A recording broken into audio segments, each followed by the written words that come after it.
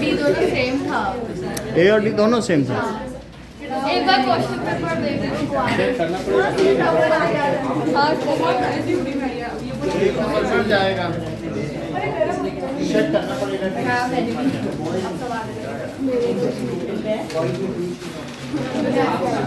चलो सर किसी के पास ये लो, इसमें देख लो।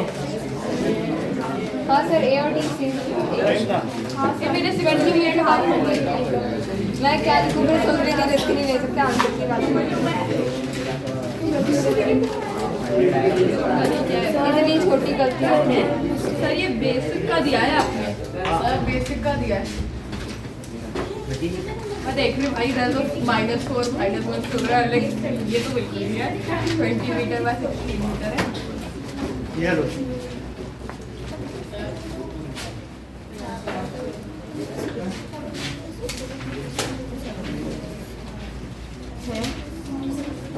अगर जो अलग सेक्शन है उसमें फिर सेक्शन भी लिखा करो, section B, section C. Second section है ये जरूरी है। Sir A sir 20। हाँ सर दोनों सेम है।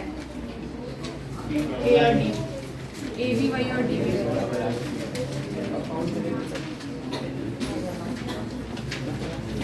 कम है आपकी योग्यता के साथ। चलिए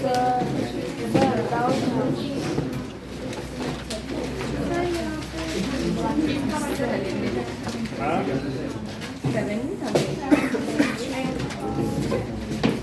रवलीन क्या ऑनलाइन ज्वाइन करेगी? तो मेरा एकदम करेक्ट है ना? वो हाफ नंबर नहीं, फिर भी बहुत अच्छा है।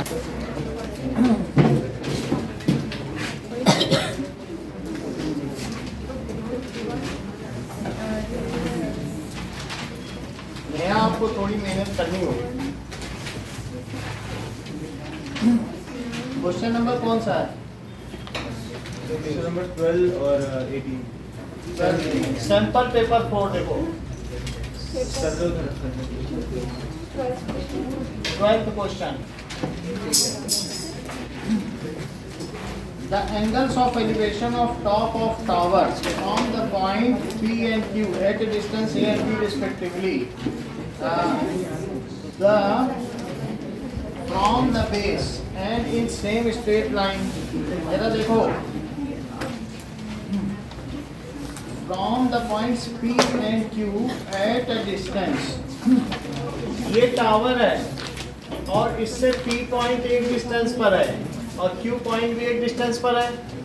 P पॉइंट कितने डिस्टेंस पर है? A डिस्टेंस पर है और Q पॉइंट B डिस्टेंस पर है। तो इसके एंगल ऑफ एलिवेशंस बताए गए हैं कॉम्प्लीमेंट्री। यदि ये थीटा है तो इसे कितना होना चाहिए? 90 माइनस थीटा। और अगर इसे h ले लिया जाए तो बताओ tan थीटा क्या होगा? h बाई ए। और बोलो tan 90 माइनस थीटा क्या होगा? h by D. बोलो इतनी बात समझ में आ गई? अच्छा, tan 90 माइनस थीटा क्या होता है? cot theta is equals to h by B हो गया। लेकिन cot थीटा को आप क्या जानते हो tan के फॉर्म में? क्या ये 1 बाई tan थीटा है? तो बताइए 1 बाई tan थीटा क्या हुआ? h by B. इसको तो मैं इसका फार्मूला लिख रहा हूँ ना, कुछ थोड़ी कर रहा हूँ। h बाई बी बोलो, समझ में आ गई? और अब इसको पलट दो तो क्या ये tan थीटा हो गया और यहाँ क्या हो गया? d by H. तो ये फर्स्ट इक्वेशन है और ये सेकंड इक्वेशन है। इन दोनों की तुलना करने पर क्या इनका रेफरेंस साइड सेम है? तो राइट हैंड साइड भी सेम होगा। If two things are equal to same thing, then these are equal to one another. Euclid का यही तो एक्सियम है। तो बोलो h बाई ए किसके इक्वल हो गया? b by H. तो फिर h स्क्वायर किसके इक्वल हो गया? ab। तो h किसके इक्वल हो गया? Plus minus root ab। Rejecting negative sign तो क्या हो जाएगा? क्योंकि height can not be negative. तो h is equals to root AB। एक और कौन सा क्वेश्चन है? 17 में कहा गया है if x m and z are denoting mean median mode. तो एक्स एम एंड जेड इसको कहा जाएगा मीन, मीडियन का तो यही होता है, और मोड इसको मोड कहा गया। तो इसका इम्प्लिसिट फार्मूला क्या हो जाएगा, और ये भी बताया गया है कि x इज टू m। तो हमको ये बात मालूम है कि देखो mode plus 2 mean is equals to 3 median. So that is, हम ये जानते हैं मोड किसे कहा गया है, z को, और 2x ये किसके इक्वल है, 3m के इक्वल है। एक चीज दी गई है इस क्वेश्चन में, वो क्या दी गई है कि x is to m, x is to m is equals to 9 is to, यानी ये कहा गया है कि x by m किसके इक्वल है, 9/8। तो हम इसमें लिख सकते हैं, आपसे पूछा जा रहा है कि m is to z बताओ, find m is to z, ठीक है। तो हम इसमें x को एलिमिनेट कर दें, x हटा दो, x की जरूरत नहीं है। तो x एलिमिनेट करने के लिए हमें x की जगह क्या रखना पड़ेगा बताओ, 9m/8।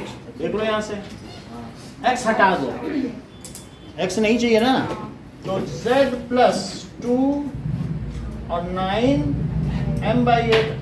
अब तो जो हमारे पास बचा वो क्या बचा, z और m ही बचा है। सारे m एक तरफ ले लो और z/m या m/z निकाल लो। तो ये z है, इससे ये 4 आ गया, तो z plus 9m/4 is equals to 3m। तो z is equals to 3m minus 9m/4, तो जो कि ऐसे हो जाएगा। तो z किसके इक्वल हो गया, 3m/4। तो बोलो z/m चाहिए कि m/z, m/z लो। तो m/z किसके इक्वल हो गया, 4/3। और किसी का कोई डाउट है, और ये लीजिए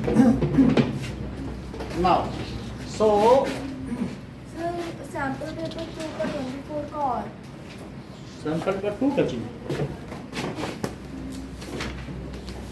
देखिए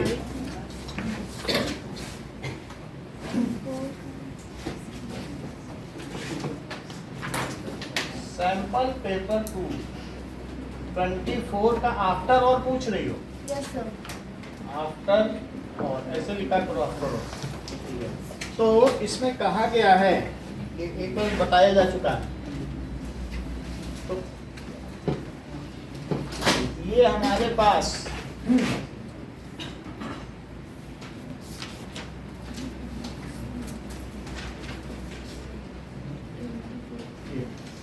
तो देखिए सर उसमें 2 कॉर्ड्स का है, क्या चीज, 2 कॉर्ड्स है, ओके ओके, ये अलग क्वेश्चन है। तो हमारे पास है डायग्राम देखिए वैसे ही बनेगा।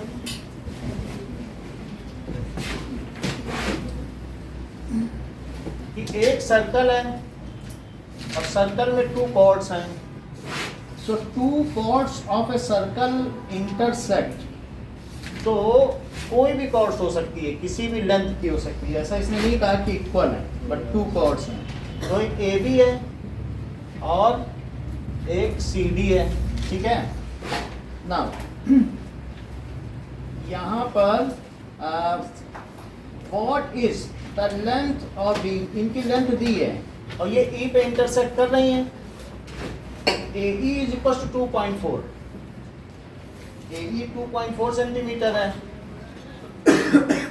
एंड बी ई 3.2 सेंटीमीटर है, बी ले लो 3.2 सेंटीमीटर और C B 1.6 centimetre and this is what is the length of D E की लेंथ पूछी गई है कि ये लेंथ क्या है, जो चाइनीज वाला डिजाइन है, ठीक है। तो अब हमें क्या करना पड़ेगा कि मान लीजिए इससे यहाँ लिया जाए हाँ वही चाइनीज और ए के सेगमेंट हो गया, that is angle subtended by an arc on remaining part of circle, यही है एंगल। और इसी से यहाँ करो तो क्या होगा बोलो, ये एंगल इसके इक्वल होगा कि नहीं? और सर वो vertically opposite angle and similar dimension. तो और दूसरा क्या है, ये वर्टिकली अपोजिट एंगल है, तो इससे डबल सिमिलरिटी लग जाएगी। और डबल सिमिलरिटी से क्या होगा बताइए? Triangle similar dimension. ठीक है, ये तुम्हें समझ में आया कि ये एंगल और ये एंगल के इक्वल है। That is angle in same segment, angle subtended by arc in same segments या रिमेनिंग पार्ट ऑफ सर्कल, ऐसा एक थ्योरम था कि नहीं 9th में, तो वही चीज है। तो इससे क्या हो जाएगा, अब यहाँ से चलो, मान लो ए और फिर ई पे चलो, तो ट्रायंगल ए ई सी किसके सिमिलर है? तो यहाँ से भी चलो डी ई बी, और जो चीज दी गई है तो ये डबल ए सिमिलरिटी है। So the sides of the similar triangles are proportional corresponding sides, तो डी ले लो और एक सी ले लो, सी ई बाई बी ई। अब सारी वैल्यू डाल दो, तो इससे तुम्हें ये तुम्हें अच्छा नहीं लग रहा तो दूसरा भी कर सकते हो, ए ई बी ई उसी के सेगमेंट का प्रोडक्ट, वो ज्यादा आसान रहेगा तुम्हें याद करने के लिए। ए ई बी, और ये क्या है? डी ई सी। लेकिन ये क्वेश्चन ज़्यादा मार्क्स का है तो हमें सिमिलरिटी प्रूव करना चाहिए। कई लोगों ने इसको सीधा कर दिया है, ऐसा नहीं करना चाहिए। हमें क्या करना चाहिए बताइए? वी शुड प्रूव इट्स ऐसे 2 नंबर का ही है। 2 नंबर का। ये लो तुम्हारा भी अच्छा रिजल्ट रहा। नाउ फिर इसमें वैल्यू डाल दीजिए। ए ई कितना है? 2.4, बी कितना है? 3.2, डी कितना है नहीं पता, और सी कितना है? 1.6। तो डी कितना हो जाएगा? 2.4 इंटू 3.2 अपॉन 1.6 से इसको कट कर दो तो 2 आ गया, तो क्या 4.8 सेंटीमीटर हो गया?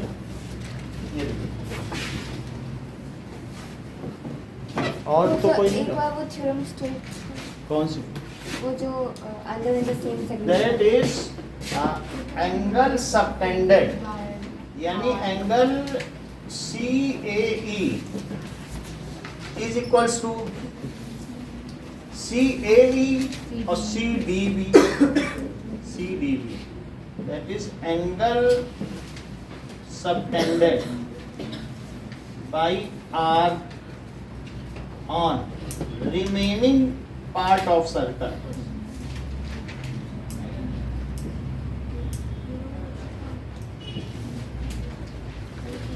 Are equal. अच्छा ऐसे क्वेश्चंस में हम डायरेक्ट कैसे सिमिलरिटी सर बता सकते हैं? क्वेश्चन हाँ? सर 20th क्वेश्चन एक दो क्वेश्चन मैं अपनी तरफ से भी बता दूं। यश ने पूछा था उस दिन, लेकिन अच्छा क्वेश्चन है, अच्छा वो गौर सर ने बता दिया। बता दिया तो अच्छी बात। मान लो कि इफ मीन, क्वेश्चन है if mean of N observations, अगर मीन जो है एन ऑब्जर्वेशन का कुछ दिया गया है कि x बार, ये तो मीन है, ठीक है। If 7 is subtracted, what will be the new mean if 7 is subtracted from each data, if 2 is multiplied with each data, if 2 is divided with each data? 3 question पूछेंगे। What is new mean? If, इधर देखो, 7 is subtracted from each data, 2 is added to each data, 2 is multiplied to each data, और 14 क्या है कि each data is divided by। तो first part देखो, हमें क्या चीज दी गई है बताओ कि x बार n डेटा का है, x3 से लेके कहाँ तक हो जाएगा xn। जब यहाँ पर छोड़ो तो यहाँ प्लस का साइन लगाओ, और यहाँ भी प्लस के साइन से ही xn को पकड़ो, बीच में 3 डॉट होने चाहिए। तो ये जो है नॉर्म है, इंटरनेशनल कन्वेंशन है कि प्लस से छोड़ो 3 डॉट लगाओ, प्लस से पकड़ो, चाहे AP लिखो चाहे जो भी लिखो, ठीक है। तो ये चीज़ तो गिवन है ना, और अब हम हर एक डेटा में से कितना सब्ट्रैक्ट करें तो करो। नाउ अगर ऐसा करेंगे तो क्या मीन चेंज हो जाएगा? भाई चीज़ों में आप कम कर तो कह दो सब तुम्हारे में से जितने सब्जेक्ट है सब में 7-7 नंबर कम, तो एवरेज मार्क्स घट नहीं जाएंगे। तो जो न्यू मीन होगा वो x डैश बार हो जाएगा, और वो कब होगा बताओ? x1 minus 7, x2 minus 7, x3 minus 7 से लेकर xn माइनस 7 बाई, एंड देखो मैंने सबसे सब घटा दिए 7। तो ये 7 कितने का? ये भी n है क्योंकि m से हटाए गए हैं। तो मैं इनको लिखूँ x1 plus x2 plus x3 से लेकर प्लस xn और माइनस 7n, क्योंकि 1 and 2 मतलब 1 7 2 7, तो कितने 7 हो गए? n 7 हो गए कि नहीं? तो 7n लिख दिया। ये चीज़ समझ में आई सौम्या कि नहीं है? फिर से बताएं, अगर नहीं आई तो दूसरी तरीके समझो। माइनस 7 ऐसे तो लिख ही सकते हैं, समझ में आ गई ना बात आपको? और उसी को मैंने क्या लिख दिया? माइनस 7n, और इधर भी n अलग ले लो और इधर भी n, समझ में आई? तो इस n से ये कट गया क्या? और इसकी वैल्यू तो बताओ जरा पहले वाले से, फर्स्ट इक्वेशन से। इसकी क्या वैल्यू है? दैट इज x बार। पहला वाला देखो, यही रख लो इसकी जगह, और माइनस 7, तो न्यू मीन क्या हो जाएगा? क्या आंसर लिखेंगे? New mean is reduced by 7 from old mean. ठीक है, is 7 less than old mean. New mean कैसा हो जाएगा? 7 लेस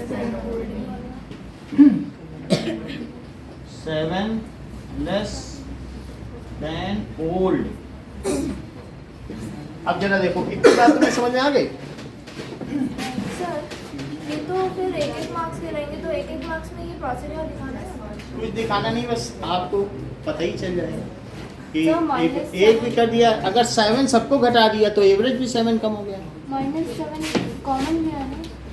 अब सब में 7 था तो -7 हमने सब इकट्ठा कर लिया। तो आप तो चाहें, ब्रैकेट आना चाहिए ना? अब देखो ये बात सही है, यहीं से गड़बड़ हुई है। देखो -7 कितने टाइम्स लिखे बोलो? इतनी बात समझ में आ गई? हाँ। अब इसको तुम लिखो x1 प्लस x2 से लेकर कहाँ तक? xn, और ये कितने हैं? n टाइम्स हैं। कोई भी चीज़ जैसे n टाइम्स होती है तो क्या 7 प्लस n टाइम्स? हाँ। अच्छा, और अपॉन में क्या है बोलो? n। लेकिन मैं दोनों में अलग अलग n लगा सकता हूँ ध्रुवांशी। हाँ। अच्छा ये बताओ, ये n टाइम्स कोई चीज़ होती है तो 7n लिख सकती हो? तो और ये क्या चीज़ लिखी जाएगी? क्या ये x बार लिखी जाएगी? हाँ। और यहाँ क्या लिखोगे? 7n by n, n cut गया तो ये x बार माइनस 7। इसे क्या स्टेट करें बोलो? New mean is 7 less than the previous mean. क्या बोला जाएगा? Is 7 less than ऐसे ही ये देखिए, इसी का सेकंड पार्ट। तो अभी x बार क्या है वो तो तुम्हें मालूम है, लेकिन मैं वो बदलेगा नहीं, ये नहीं बदलेगा। इधर देखो अर्पिता, ये चीज़ नहीं बदलेगी, और हम हर एक में किससे मल्टीप्लाई करें? सब में 2 इज ऐड करो। तो 2 कैसे ऐड करोगे? x2 प्लस 2 से लेकर के xn प्लस 2 अपॉन n। तो मैं इसको कैसे लिखूं? x1 प्लस x2 से xn। अब बोलो 2n लिख सकता हूँ ध्रुवांशी, इतनी समझ में आई बात कि नहीं? भाई 2 इकट्ठे करते चली जाओ। अब मैं इसको कैसे करूँ? x1 प्लस x2 से लेकर xn बाई n और plus 2n by n, n से n कर दिया, और इसे क्या लिखा? बोलो बात समझ में आ गई? तो new mean is increased by 2। और अब थर्ड बताओ, थर्ड में क्या आंसर लिखोगे? New mean is double of तुम्हारे सभी के नाम डबल कर दो, तो तुम्हारा जो एवरेज है वो भी डबल नहीं हो जाएगा? हाँ, चेहरा भी ठीक है। देख लो, दैट इज x डैश बार। तो मैंने 2x1 कर दिया है, 2x2 कर दिया है, और इसी तरीके से 2xn कर दिया है, और डिवाइडेड बाई। तो फिर x डैश बार का सब में से 2 कॉमन आ सकता है? और प्लस xn और बाई n, और इसकी जगह क्या लिख दें 2 into x bar. So new mean is double of previous mean. और चौथे केस में नेहा क्या होगा, बोलो भाई सर तो बोल देते हैं तब तुम इक्विवोकेट करती हो, है ना, पहले से मत बताया तो, नहीं तो उसको स्पून फीडिंग नहीं करो। फिर each data is divided by 2, that is x1 by 2 और प्लस और x3 बाई 2, और लास्ट में क्या हो जाएगा xn बाई और डिवाइडेड बाई 2। क्या मैं 1 बाई 2 कॉमन ले लूँ, तो 1 बाई 2 कॉमन ले लिया तो अंदर क्या बचा x1 plus x2 plus x3 और xn और डिवाइडेड बाई n। तो क्या हो जाएगा, हाफ बाहर ही रह जाएगा और क्या हो जाएगा, ठीक है, और x bar. So new mean is half of the previous. इतनी बात समझ आ गई? ओके, चलो अब एक क्वेश्चन करते हैं।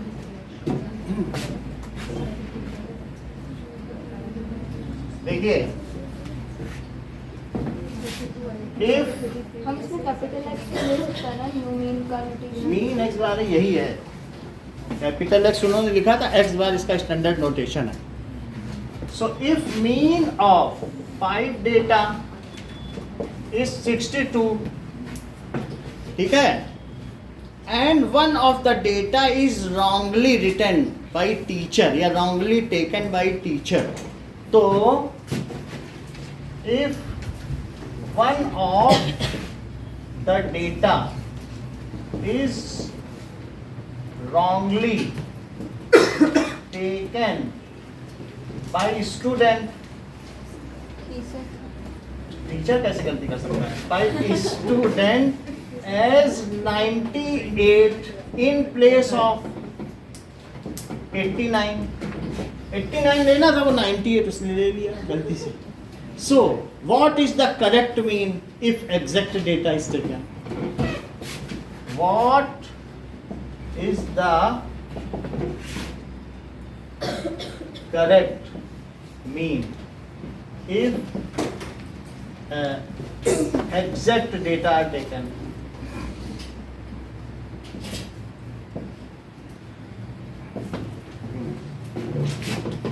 तो इसको देखें, ये भी कई बार पूछा गया है। अभी बता रहे हैं आपको क्वेश्चन, ये देख लें, 2 क्वेश्चन आए इसी के साथ। तो समझ नहीं आया गड़बड़ कैसे हो।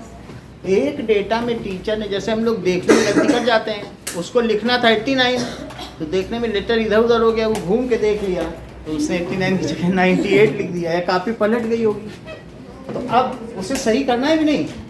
अब देखो रॉन्ग मीन लिखो, तो लेट जो x बार है इज रॉन्ग मीन, और x बार डैश क्या है, इट इज राइट मीन। अब ये देखो जो x बार है वो क्या है, x1 plus x2 plus x3 plus x4, और उसने कितना लिया है 98 बाई यही लिया। तो x बार की क्या वैल्यू है, यहाँ से देखो 62 है, यही है। अब यहाँ लिखो x1 plus x2 plus x3 plus x4 और प्लस 98, और जो 5 है उसको कहाँ ले जाएं, उधर मल्टीप्लिकेशन इधर ले जाएं। तो दैट इज 62 इंटू 5 कितना हो गया 310। 3, और इधर हो जाएगा x1 plus x2 plus x3 plus x4 और प्लस 98। तो 310 में से 98 भी अब सब्ट्रैक्ट कर दो, x1 plus x2 plus x3 plus x4, बोलो इसकी कितनी वैल्यू आएगी 100। अगर हमने कम कर दिया तो 212 आ गई क्या, तो 212।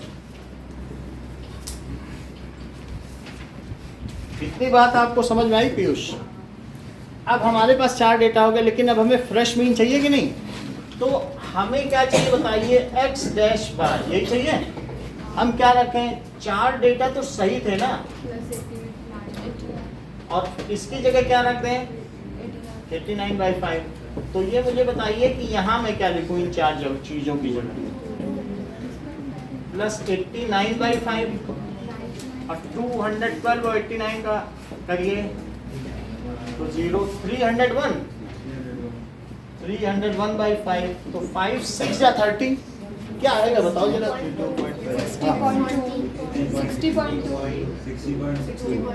60 और 0.2 तो ये is the correct mean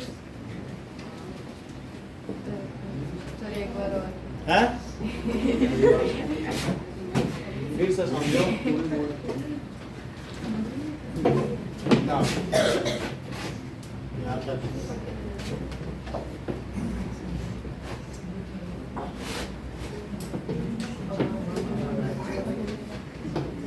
now question क्या दिया गया है, if mean of 3 data,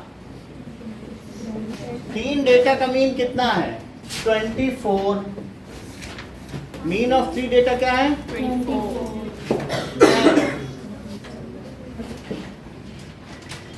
One data is wrongly taken as, ठीक है 30, while correct data क्या था was 20। एक डेटा 30 ले लिया गया 20 की जगह। What is correct mean? What is correct, सही है। अच्छा अब देखो करेक्ट मीन क्या होगा कि ऐसे लिखो करेक्ट मीन, तुम इसी को तो पता करना चाहती हो कि x1 + x2 और तीसरा डेटा 20 लिया जाए, अगर 20 सही है तो 20 लिया जाए। बोलो ये बात सही है, यही तो करेक्ट मीन होगा। लेकिन हमें तो बाकी दो डेटा नहीं पता है। और क्या तुम ये समझ रही हो कि x1 + x2 और प्लस x3 की जगह 30 लिया गया तो वो 24 था। भाई तुम ऐसा तो नहीं समझ रही हो, और तुम करेक्ट मीन को x बार मानना चाहती हो, या करेक्ट मीन को कुछ वैल्यू ले लो। Let correct mean is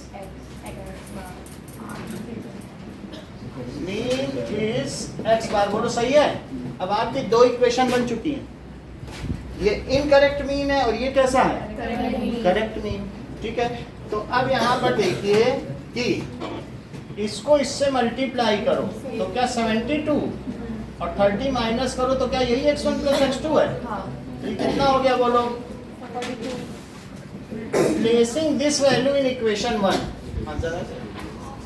sir अगर इधर कुछ करना ही नहीं समझे, क्या करो प्लेसिंग इट इन इक्वेशन 1 में डालिए जरा, कितना डालें, कहाँ तक समझ रहे हैं हम बताओ। हम अपनी प्लानिंग बदल देंगे, दूसरी तरह समझाएंगे, नहीं समझाएंगे। ये समझ आया, यहाँ तक आया। तो x bar equal to x1 + x2 की जगह क्या डाल दें, बस डाल दो 42 + 20/3 तो 62/3। यही ऐसे ही तो वहां भी किया है, बस वहां 4 ले लिया, वहां 4 की वैल्यू डाल दी। तो 4 की मत डालो, 2 की डालो, समझ में आ जाएगा। अब देखिए एक क्वेश्चन बियानी की तरफ से आया है, महामाई के चरणों में। हाँ कौन सा 20th क्वेश्चन, सर 20th ना, सर 20 चलो 20 रुपए का चढ़ावा यार महामाई की। सर नहीं चलो लिखिए।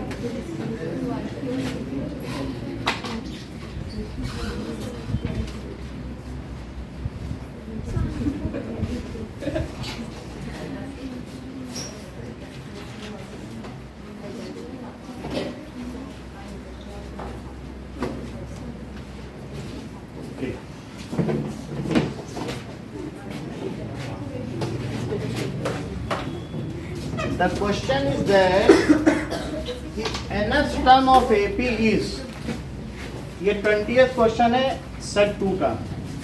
nth टर्म nth टर्म को an कहते हैं और वो an कितना है 7 माइनस 4n और कॉमन डिफरेंस कितना है -4। ये ऐसा दिया गया है। So nth term of AP then the common difference if this then common difference is -4 ये कह रहा है। अच्छा अब जरा देखो, यदि किसी AP का an टर्म ये हो तो कॉमन डिफरेंस ये होगा। ये तो असर्शन है और इसका रीजन क्या दिया गया है? रीजन दिया गया है कि common difference is given by that is D is given by an plus 1 और minus an। क्या ये बात सही है? तो रीजन तो करेक्ट लग रहा है। एक बार D की वैल्यू और कंफर्म कर लें।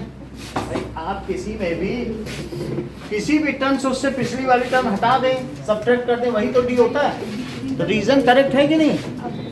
अब उसमें देख लो जरा A1 कितना आया 7 माइनस 4 इंटू 1 तो क्या ये 3 है? और A2 कितना आया 7 माइनस 4 इंटू 2। जब 2 यहाँ रखोगे तो वहाँ भी 2 रखना पड़ेगा।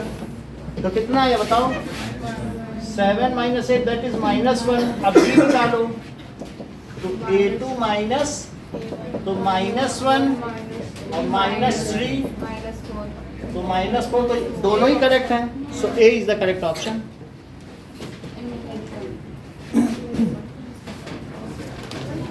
इधर वाला मत हटाना, इधर वाला Now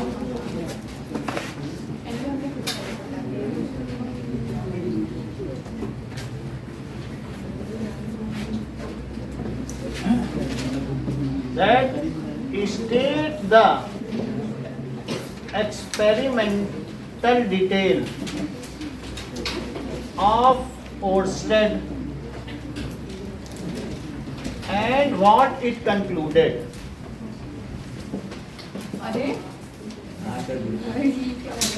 मतलब उसने क्या एक्सपेरिमेंट किया और इसका निष्कर्ष क्या निकला।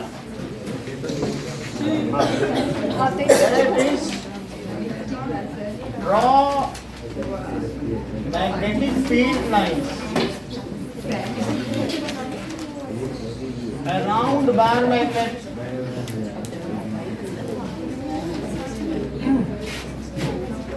and write properties of bar magnets।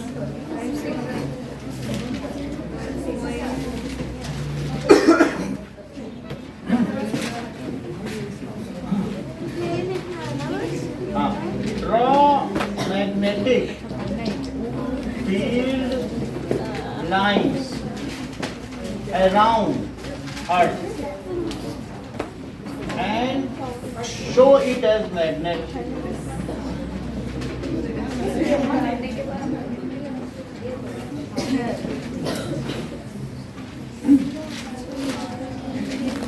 वो डायग्राम भी बनाना है कि फर्स्ट वाले में? कौन से में? पहले वाले में? हाँ।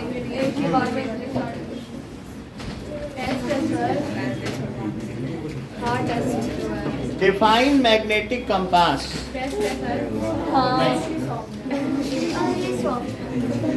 मैग्नेटिक फील्ड, ठीक है।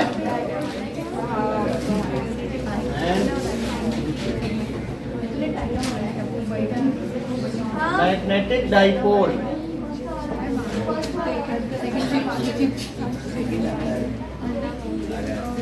Right properties of magnetic field lines.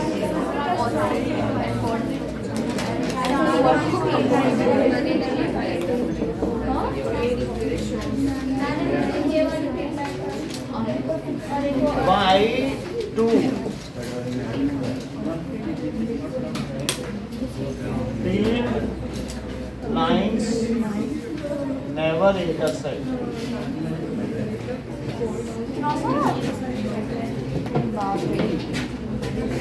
ये जल्दी हो जाएगा, ज्यादा नहीं है। सब बहुत सर आपने कहा था आपने 4 प्रॉपर्टीज लिखवाएंगे। 4 पहले कर दो ना, और पिछले कदम हम जमे नहीं, आगे बढ़ जाए, उखड़ जाएंगे। ये ऐसा चैप्टर है।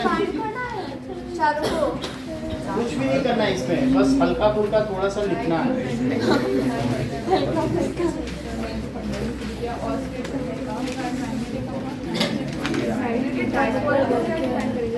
That is, it is a bar magnet having two poles, north and south.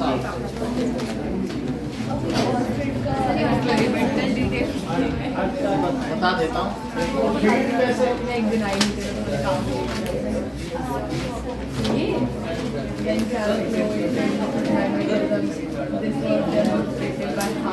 अगर कवर करने जाते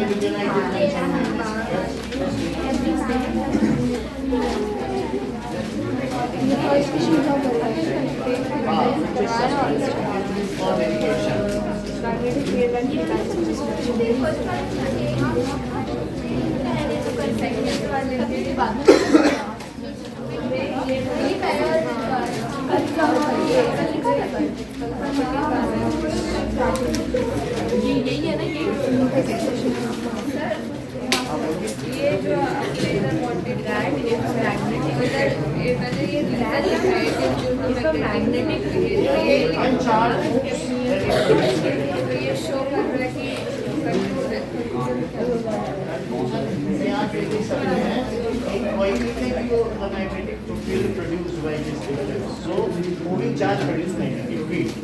कंक्लूजन में क्या लिखोगे कि moving charges produce magnetic field.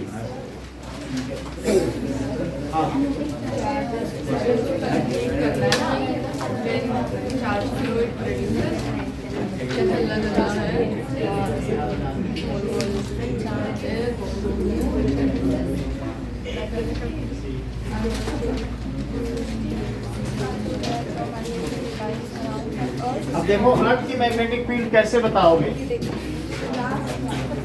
हाँ वही लास्ट टू साउंड ये देखिए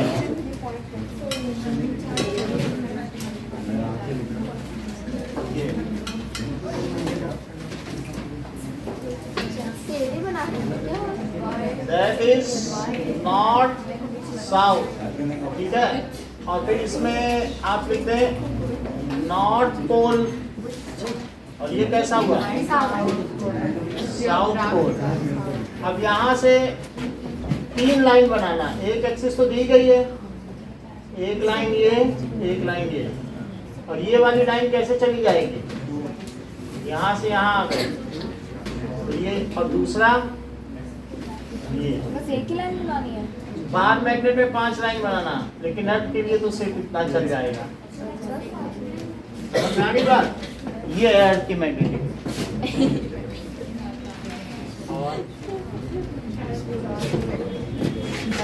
ठीक है, बता दें।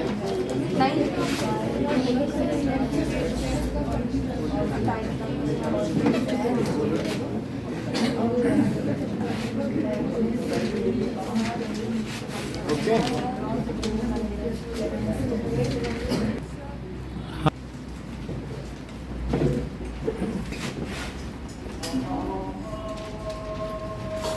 तो हमारा नेक्स्ट पॉइंट क्या है? हाँ 7th करो, हाँ जमा करो।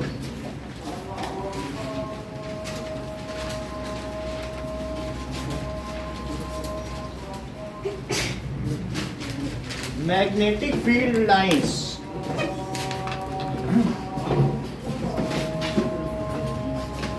okay, this is north, this is south, so 5th point क्या होगा? Whereas magnetic field is represented by magnetic field lines. Magnetic field को किससे रिप्रेजेंट करते हैं? मैग्नेटिक फील्ड इज, लिखवा दिया ना। So the magnetic field line density, where the magnetic field line density is more, there the magnetic field is more। मतलब per unit area से अगर हम यहाँ पर यूनिट एरिया लें तो कितनी फील्ड लाइन जा रही है बताओ? 3। और यहाँ पर यूनिट एरिया लें तो यहाँ कितनी जा रही है? तो यानी magnetic field lines per unit area is called magnetic field line density and it is only the magnetic field. So magnetic field lines per unit area is known as magnetic field density. समझ आ गया? देखो इस बात को, magnetic field lines per unit passing through per unit area, passing through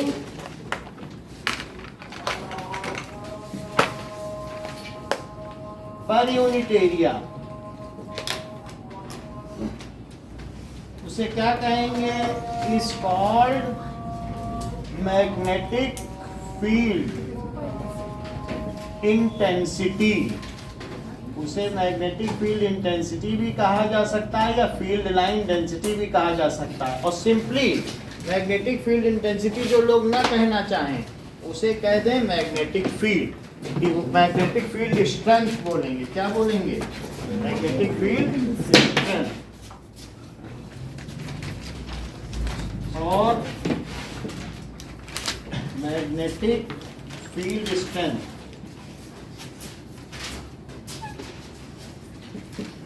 where the field lines are congested, जहाँ बहुत पास हैं, there the magnetic field intensity is more. जहाँ दूर है, where it is dilated, जहाँ दूर है, वहाँ magnetic field strength is less. ठीक है? तो लिखो इस बात को, where field lines are congested. Congested अगर न पसंद आए, कंजेस्टेड ज्यादा चलता है, और नहीं तो लिखो closer, there field magnetic field strength is more.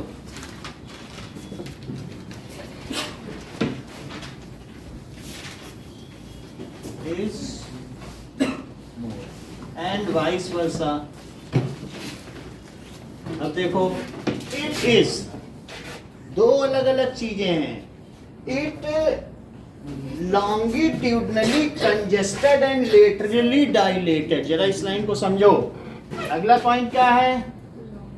It is longitudinally, यहां तो congested होंगी, and laterally कैसी हैं? Laterally dilated। अभी बता रहा हूं। डाइलेटेड का मतलब है कि ओपन अप, और कंजेस्टेड का मतलब है कि क्लोजर। ये दो अलग अलग डायरेक्शन है। कुछ लोगों ने ऐसा फिगर बनाया है, अभी मैं देख रहा था, तो उन लोगों ने जैसे 5 लाइन बना दी, तो ये ऐसे बनाया और फिर बड़ी सावधानी से इसके बगल से ले जाके इतना ही गैप रखा। बोलो ये कितनी गलत बात है?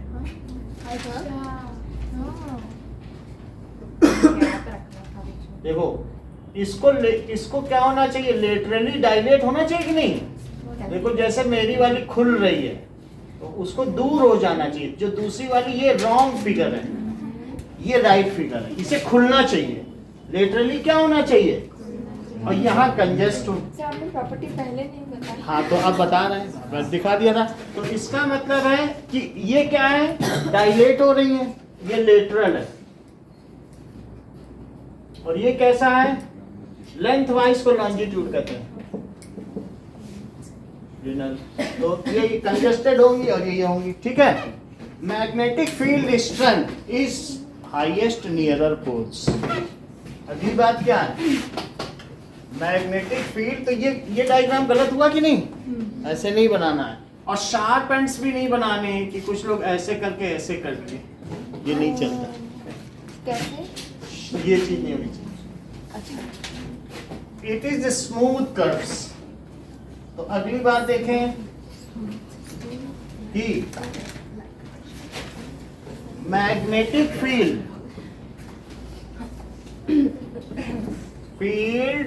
स्ट्रेंथ इज हाईएस्ट नियरर, किसके नियरर? पोल्स। एंड ये जो बीच में है, यहाँ पर अगर कोई फेरोमैग्नेटिक सब्सटेंस लाओ या बार मैग्नेट या कुछ लोहे की कील लाओ तो चिपकेगा नहीं, हमने कल भी उसमें डाल के दिखाया था कि नहीं। And zero, that is just exact middle of the bar magnet, वहां पर बिल्कुल जीरो रहेगी, यहाँ पर जीरो रहेगी, उसको लिखने की जरूरत नहीं है, बट आपको जानकर है। ये जैसे बार मैग्नेट है और आप सोचेंगे कि यहाँ पर नेल ले आओ तो अट्रैक्ट हो जाएगा, तो अट्रैक्ट नहीं होगा, यहाँ पर तो कोई इफेक्ट नहीं होगा, यहाँ पर अट्रैक्ट हो जाएगा, तो यहाँ पर नो मैग्नेटिक फील्ड है, ठीक है। अच्छा, दैट इज, इतनी बात हो गई मैग्नेटिक फील्ड लाइंस के बाद क्लोज लूप बनाती हैं, कंजेस्टेड होती हैं, डाइलेटेड होती हैं, बस इतने ही पॉइंट हैं। तो आपके 3 पॉइंट और बढ़ाना है। अब देखिए कि 8 है सर। कोई होगा और फिर देख लेंगे, बाद में याद आएगा तो बता देंगे। तो इतनी बात हो गई, फील्ड लाइन डेंसिटी भी आपको पता चल गई, ओके। हाँ, 5th पॉइंट समझिए कि magnetic field, number of magnetic field lines, सुनो इस बात को, जो number of magnetic field lines जितनी गुजर रही उसे कहेंगे मैग्नेटिक फ्लक्स। जो फ्लो करे वो फ्लक्स, तो कितनी लाइंस उसमें से गुजरी, जैसे तुम्हारी चूड़ी एक ले लो और उसमें से जितनी गुजर गई उसको क्या कहते हैं, फ्लक्स। तो magnetic flux per unit area is called magnetic field intensity, उसे क्या कहेंगे, मैग्नेटिक फील्ड इंटेंसिटी या मैग्नेटिक फील्ड स्ट्रेंथ, क्या कहेंगे। और सिंपली भी बोले तो मैग्नेटिक फील्ड भी उसी को कहते हैं, जिसको बी से डिनोट करते हैं। जो ये बात हमने बताई उसको क्या कहेंगे, मैग्नेटिक फील्ड इंटेंसिटी को। इसी चैप्टर के बारे में पढ़ रहे हैं, कोई पूछे मैग्नेटिक फील्ड क्या है तो उसे हम आगे चल के किससे डिनोट करेंगे, बी से। अभी आगे चल के बहुत बार डिनोट होगा। तो कितने पर यूनिट एरिया यानी पर मीटर स्क्वायर से जितनी मैग्नेटिक फील्ड गुजर रही हैं, field lines, it is known as magnetic field intensity या मैग्नेटिक फील्ड स्ट्रेंथ। बताओ मैग्नेटिक फील्ड स्ट्रेंथ कहाँ ज्यादा होगी, it is nearer poles, it is magnetic field strength is more, ठीक है। और minimum between, that is mid point of the bar magnet, it is minimum. और ये कैसे होती हैं, ये खुलती हैं, लेटरली डाइलेट और लॉन्जिट्यूडनली कंजेस्ट, ऐसा होता है। तो अब जरा देखें, what does it mean by ferromagnetic substance. ये हो गया ना, दो सब्सटेंस which get attracted, ठीक है, which get attracted towards, okay, bar magnet, जो किसी भी मैग्नेट की ओर अट्रैक्ट हो towards magnet is called ferromagnetic substance। इतनी बात समझ में आ गई। तो मैग्नेट 2 तरीके के होते हैं, कौन कौन से 2 तरीके के होते हैं। Temporary magnet. तो मैग्नेट्स आर 2 टाइप्स, जैसा कि पियानी ने बता भी दिया हम लोगों को कि परमानेंट मैग्नेट, और दूसरा क्या बताया, हाँ, इलेक्ट्रोमैग्नेट, दैट इज इलेक्ट्रोमैग्नेट। अब जरा देखो, इसको हम करके भी दिखाएंगे। मान लीजिए कि किसी नेल में, तुम्हारे घर में मैग्नेट नहीं है और तुम सोच रहे हो कि अब क्या करें, हमको तो कुछ पता करना है, तो उसमें कुछ ना करो, एक नेल के चारों तरफ बस तार घुमा लो, तुम्हारे घर में छोटा सा तार जमीन में कहीं पड़ा, घुमा लो और एक सेल लगा लो यहाँ, और तुम्हारा ये मैग्नेट का काम करेगा। और फिर अभी हम करके भी दिखाएंगे आगे चलने पर। तो ये मैग्नेट होगा, इसको टांग दो, ये कंपास भी हो जाएगा, नॉर्थ दिशा का पता लगा लो। कहीं पर भी होगी। लेकिन इलेक्ट्रोमैग्नेट क्या है, that is if current moves in a circular path, then due to electricity ये मैग्नेट में बदल जाएगा। तो वो हम राइट हैंड थंब रूल से पता लगा देंगे, जैसी करंट होगी, जो करंट की, इसी को सोलिनॉइड कहते हैं, जैसे कि हमने दिखाया था ना। तो अगर करंट सर्कुलर पाथ में चले, then it behaves as a bar magnet, और उसके वन साइड क्या होगा, नॉर्थ होगा, साउथ। तो हम क्या कह सकते हैं, सम मैग्नेट्स आर परमानेंट मैग्नेट्स, जो बाजार से हम खरीद के लाते हैं वो कैसे मैग्नेट्स हैं? परमानेंट मैग्नेट 3 तरीके के हैं, एक रिंग मैग्नेट होगा, एक हॉर्स शू मैग्नेट होगा और एक बार मैग्नेट होगा। बहुत स्ट्रॉन्ग मैग्नेट चाहिए तो नियोडाइमियम का मैग्नेट होगा, दैट इज वेरी स्ट्रॉन्ग, ठीक है कि नहीं? तो और अदरवाइज देयर आर वेरियस, ये जो निकल क्रोमियम गडोलिन इनको मिला के एक एलॉय बनाते हैं, उनसे भी बना सकते हैं। और कई बार जैसा ब्रिटेन में चट्टान भी है जिसको मैग्नेटाइट कहते हैं, मैग्नेट, दैट इज Fe3O4। तो ये और भी तो है आयरन का, मैग्नेटाइट है कि नहीं? तो चूंकि इसका नाम भी इसीलिए पड़ा क्योंकि ये मैग्नेटिक है।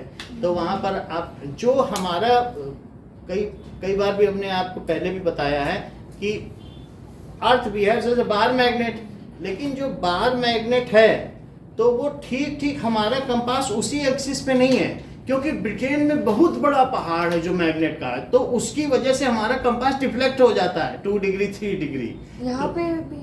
हाँ, मतलब अर्थ से भी डिफ्लेक्ट, क्योंकि एक और भी मैग्नेट है अर्थ पे, एक वही एक्सिस नहीं है, एक पहाड़ है ब्रिटेन में पूरा मैग्नेट का। तो उसमें कहते नहीं कि गरेडिया स्टिक, वो अपनी छड़ी कर रहा था, वो चिपक जा रही थी, तो वो कुछ खेल खेलता था, ऐसे कहानी भी बनी हुई है। तो अब जब हमारा मैग्नेट है वो कहाँ है? तो जितने भी ये इस कुरान को मानने वाले हैं वो अब उधर ही नमाज पढ़ेंगे जहाँ पर क्या है उनका काबा है या जो भी होता है। तो इसलिए वो कंपास को देखेंगे, पहले कंपास रखते हैं कि कहाँ है, फिर अच्छा वो उधर है तो फिर असली नॉर्थ किधर हुआ, 2 डिग्री वो है तो अपनी चटाई फिर उतनी घुमानी पड़ती है। और फिर तब उस दिशा में फिर वो बैठ के नमाज पढ़ते हैं। उसके लिए कैलकुलेशन आती है, पूरी लॉग बुक आती है कि तुम इस समय ट्रैवल क्या कर रहे हो, तुम्हारा लॉन्जिट्यूड क्या है, लैटिट्यूड क्या है, तो तुम अपनी चटाई कितनी घुमाओ। सारे मुस्लिम पढ़ने के बाद कितनी बात समझ आ गई? मतलब हम ये बता रहे हैं कि वहाँ ये एग्जैक्ट नहीं है, जो हमारा कंपास है वही ट्रू नॉर्थ नहीं है। अगर तुम उसी पे रिलाई करोगे कि यही ट्रू नॉर्थ है जहाँ जा रहा है, क्योंकि वो उससे इफेक्टेड है ना। तुम कहीं बड़ा मैग्नेट रख दो, हमारा मैग्नेट भी थोड़ी बता रहा होगा सही नॉर्थ, क्योंकि यहाँ बहुत सारे मैग्नेट रखे हुए हैं। तो सही करना है तो it should be free from any stray magnetic field. Stray का मतलब गली कूचों में घूमने वाली मैग्नेटिक फील्ड से उसे फ्री होना चाहिए, तब तो वो सही बताएगा कि नहीं। So that is there is permanent magnet. So those ferromagnetic substance whose all domains are aligned, ऐसा कैसे कर सकते हो कि आप नॉर्थ साउथ डायरेक्शन में रखो और रात भर वो आयरन को खटखट करते रहो तो बन जाएगा? नहीं, तो कोई कील ले लो और उसमें इलेक्ट्रिक करंट कर दो, बस बन गया बार मैग्नेट। इसमें लोहा डालते रहो, लोहे की छड़ों बनाते रहो पूरा दिन और मैग्नेट बना के बेचते रहो। समझ नहीं आया, फिर से समझो। जब इसमें हमने इलेक्ट्रिसिटी कर दी, समझिए कि हमने आपको क्या बताया कि फेरोमैग्नेटिक सब्सटेंस में बहुत सारे इलेक्ट्रॉन अलग अलग डायरेक्शन में रहेंगे कि नहीं रहेंगे। और लेकिन ऐसा सब्सटेंस अगर मैं इसके अंदर डाल दूं, ये जैसे एक सब्सटेंस है और इसमें अलग अलग डोमेन ये इसमें डाल दिया, तो क्या सारे डोमेन एक ही डायरेक्शन में हो जाएंगे? और ये जैसे नॉर्थ और फिर ये मैग्नेट की तरह बिहेव करने लग जाएगा और now it is permanently behaving. अगर आप सॉफ्ट आयरन डालोगे, सॉफ्ट नेल जानते हो जो कील मुड़ जाती है, तो वो फिर अगर जैसे इलेक्ट्रिसिटी हटाओगे उसका मैग्नेटिज्म चला जाएगा। लेकिन कुछ ऐसे आयरन होते हैं जिसमें थोड़ा कार्बन मिला दिया जाएगा, उसको कास्ट आयरन कहते हैं, थोड़ा गडोलिनियम मिला दिया जाए, थोड़ा क्रोमियम, फिर उसमें वो रिटेन कर जाता है मैग्नेटिज्म। अभी हमने बताया ना alloy, alloys are once magnified, उसको अगर तुमने मैग्नेटाइज कर दिया है then it is very hard for it to get demagnetized। a soft iron अगर तुमने कील डाल दी है, ऐसी चीज जो नहीं होती हैं, तो वो सब फिर से डीमैग्नेटाइज हो जाएंगे। as soon as battery is switched off it becomes demagnetized। जब मर्जी तुम क्या करो, मैग्नेटाइज करके कार उठाई, क्रेन है, स्विच ऑन किया, अब वो मैग्नेट बन गया, कार उठाई और कार वहां ले जाके स्विच ऑफ, टक से गिर गई। तो वहां पर उससे यार्ड से जंक यार्ड से कार उठा के वहां गिराते हैं, तो बड़ी बड़ी क्रेन में इलेक्ट्रोमैग्नेट यूज होता है। सर और कहाँ होता है? ऐसे इलेक्ट्रोमैग्नेट्स बनाए और कभी इसकी अगर ये लाइक कभी कमजोर पड़ गया तो कार तो कहीं कमजोर कहीं नहीं जाएगी, वो तो स्ट्रेंथ है जो इलेक्ट्रिसिटी है तुम्हारे क्रेन में, क्यों कमजोर पड़ेगा? जैसे ये बहुत अच्छी बात बता रही, ये कभी ऐसा गई होंगी अपने पापा के साथ कि नंबर ऑफ टर्न्स जैसे फैन वैन के पीछे आर्मेचर होता है, वो मैग्नेट का काम करता है। अगर नंबर ऑफ टर्न्स ज्यादा करो तो और स्ट्रांग, इसको कितना भी स्ट्रांग बना सकते हो, करंट ज्यादा करके और नंबर ऑफ टर्न्स ज्यादा करके। तो तुम्हें दो चीजें बताई गई, if electricity is used for as a magnet, ठीक है कि नहीं? If solenoids are used as a magnet, solenoid समझते हो, the close wrapping, then it is called electromagnet. If you can magnetize or demagnetize it, तो इसके अंदर क्या चीज डालोगे? Soft iron. और जबकि ये सब एलॉय के बने, ये किसके बने? या तो Fe3O4 के हैं, या अलग अलग एलॉय के हैं, या फिर प्योरली चाहिए तो नियोडाइमियम का है, जैसा कल दिखाया था, आप लोगों ने देखा भी होगा। तो उन सब के बने। Permanent magnets once magnetized are not demagnetizing easily. Alloy को अगर ऐसे करते तो परमानेंट बन जाता है। एलॉय इसी में डाल के बनाए जाते हैं। और उनका अगर जैसे मैंने बार मैग्नेट है, उसको सिर्फ तुम डीमैग्नेटाइज तब कर सकते हो जब उसको गैस पे रख दो। उसका क्रिटिकल टेम्परेचर है, above certain temperature only they get demagnetise. So permanent magnets क्या होते हैं? दीज हैव इफ परमानेंट या फिक्स्ड मैग्नेटिक स्ट्रेंथ। अभी इन्होंने क्या बोला? सर क्या अगर मैं इसमें नंबर ऑफ टर्न्स बढ़ा दूं, 2 बैटरी लगा दूं तो क्या डबल स्ट्रेंथ हो जाएगी? हाँ, और 3 बैटरी लगा दो तो जब वो पंखे पे वो रैपिंग करता है ना, पंखे वाला आर्मेचर, तो उसके पापा कहते हैं एक बटर पेपर लगा के एक और बार तार कर देना, खूब तेज चलेगा हमारा पंखा, हमें एग्जॉस्ट बनवाना है। तो जैसे कभी गई होंगी। आज इन्होंने क्यों ऐसा क्वेश्चन पूछा? क्या सर नंबर ऑफ टर्न्स बढ़ाकर हम उसका मैग्नेटिज्म बढ़ा सकते हैं? तो हाँ, the solenoid can, the magnetic strength of solenoid can be increased up to any extent by increasing its number of turns, by increasing its current, or by putting ferromagnetic substance inside it. अगर इसमें अन्ना भी डालो तो भी ये north south का काम करेगा, लेकिन अगर तुमने इसके अंदर लोहा डाल दिया तो 1000 गुना ज्यादा इसका मैग्नेटिज्म है, तुरंत 1000 टाइम। समझ में आया? तो मैग्नेट कौन से 2 प्रकार के बताए आपको? एक इलेक्ट्रोमैग्नेट, दूसरा परमानेंट मैग्नेट। कौन से 3 टाइप्स के आपने देखे? Ring magnet, horseshoe magnet and bar magnet. इतना ही रखिए आज की।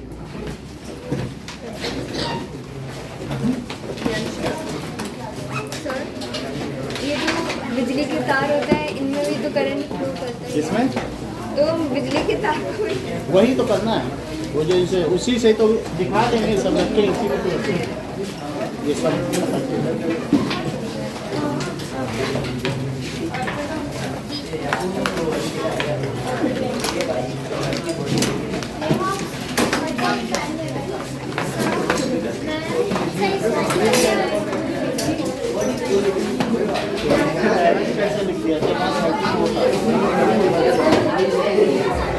6 तक तो 34 लिखा है। वो आंसर शीट में गलत था, आंसर शीट में 33 था, लेकिन सब लोगों ने सही किया था। आपका मतलब आपका गलत है और लोगों ने उसे सृष्टि का गलत नहीं है, सही है। देख